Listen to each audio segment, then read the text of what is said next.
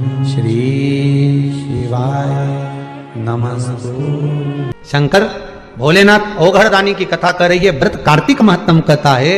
कार्तिक के महीने में सबसे बड़ा अगर व्रत का कोई नियम है तो केवल एक नियम सबसे बड़ा है, सुबह ब्रह्म मुहूर्त स्नान करना और दूसरा दीप लगाना, दिया प्रज्वलित करना, दीपक लगाना।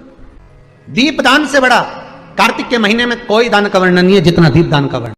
नकंद देव ए कार्तिक के महीने में जो दीप दान करता है उसके घर में कभी संपदा की कमी नहीं आती है। जितने लोग बैठे हैं टीवी चैनल के सामने बिल्कुल ध्यान से सुनिएगा। तुलसी के क्यारे के सामने और बेलपत्री के पेड़ के नीचे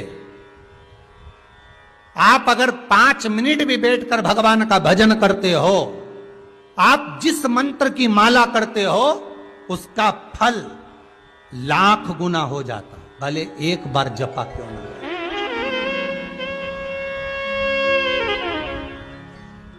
सुंदर लिखा है, कार्तिक के महीने में 10वीं तिथि को जो तुलसी की डंडी को घी में भिगोकर अपनी कामना कर कर भगवान के सामने दिए में रखकर जला देता है, दिए की तरह उससे आरती उतार देता है, कहते हैं उसका जन्म दूसरी बार पृथ्वी पर नहीं होता, वो भगवान के गोलोक धाम में जिंदगी भर के लिए विराजमान हो जाता है। विष्णु पुराण का 5वां अंश कार्तिक खंड वर्णन करता है, या स्कंद पुराण का कार्तिक खंड को उठा लीजिए, वो वर्णन करता है 24 तरह के दिए होते हैं। कितने तरह के? 24 तरह के दीप होते हैं। उस दीप में सर्वाधिक श्रेष्ठ दीप होता है तुलसी दल का, तुलसी की डंडी से जो प्रकट किया गया। बत्तियों का भी क्रम है। कार्तिक पूर्णिमा के दिन लगाया गया दीपदान, किया गया दीपदान घर में संपदा की कमी नहीं आने देता। ये उसी में कहा जैसे कार्तिक के महीने में आंवले के पेड़ के नीचे लगाया गया घी का दिया, चौमुखी 4 बत्ती का दिया जो आंवले के पेड़ के नीचे कार्तिक के प्रथम दिन से लेकर कार्तिक पूर्णिमा तक जो आंवले के पेड़ के नीचे चौमुखी दिया 4 बत्ती का लगाता है, उसके घर में संपदा की कभी कमी नहीं होती महाराज। लक्ष्मी कभी कम नहीं होती, लक्ष्मी घटती ही नहीं महाराज।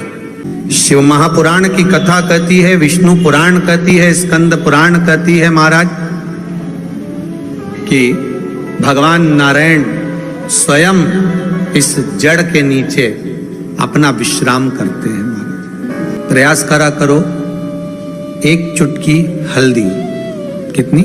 मात्र एक चुटकी हल्दी, आंवले के वृक्ष के नीचे भगवान हरि हर महादेव, कौन से महादेव हैं? हरि हर महादेव के नाम से रखकर उस पर पूर्व मुख कर कर, पूर्व की ओर मुख कर कर जल समर्पित करना प्रारंभ कर दीजिए। आप अगर प्रयास करेंगे शुक्रवार की शुक्रवार करें, या नवमी की नवमी करें, अष्टमी की अष्टमी करें, प्रदोष की प्रदोष कर लें, सोमवार की सोमवार कर लें, तो आंवले की जड़ के नीचे अगर हमने हल्दी रखकर जल का भाग समर्पित करा है पूर्वमुख होकर, तो अगर व्यापार नहीं चल रहा है, 1 हफ्ता हो गया बैठे हुए हो, कोई ग्राहकी नहीं है, तो एक बार करो, दूसरी बार करने जाओगे तो आप अपने आप दौड़ कर जाओगे कि मेरा 1 हफ्ते से व्यापार अच्छा चल रहा है। आप दूसरी बार करोगे तो आपको ये ज्ञान उपदेश ये प्राप्त हो जाएगा, अपने आप रिजल्ट सामने आएगा कि हाँ, हमने आंवले के वृक्ष के नीचे हल्दी को समर्पित करा था और उसको चढ़ाने के बाद हमने जो जल चढ़ाया है उसका फल हमको प्राप्त हुआ। पहले से तुलसी आपके घर में अगर सूखी हो, तुलसी सूख गई हो, तो उसकी जो लकड़ी होती है उस लकड़ी का 7 लकड़ी का बंडल बनाकर दीप बना लो। लकड़ी का दीप मतलब लकड़ी पतली पतली डालियों को लेकर कच्चे सूत से उसको बांध और बांधकर घी में डुबक दो। कार्तिक के महीने में शुक्ल पक्ष की त्रयोदशी तिथि जब आए, प्रदोष का जब व्रत आए, उस दिन भगवान के मंदिर में, शिव मंदिर में नहीं, भगवान किसी भी देवता के मंदिर में, विष्णु के मंदिर में, नारायण के मंदिर में, कृष्ण मंदिर में, राम मंदिर में, किसी भी मंदिर में मंदिर ना हो तो अपने घर के मंदिर में शाम के समय पर उस तुलसी की लकड़ी का दीप, दिया भरकर उसमें घी डालकर जो दीप प्रकट कर देता है, जला देता है, दीप को प्रज्वलित कर देता है, उसके घर में कभी संपदा की कमी नहीं होती महाराज। विष्णु पुराण में स्पष्ट लिखा है। शंकर भोलेनाथ ओघड़दानी की कथा कर रही है। व्रत कार्तिक महत्तम कहता है, कार्तिक के महीने में सबसे बड़ा अगर व्रत का कोई नियम है तो केवल एक नियम सबसे बड़ा है, सुबह ब्रह्म मुहूर्त स्नान करना और दूसरा दीप लगाना, दिया प्रज्वलित करना, दीपक लगाना।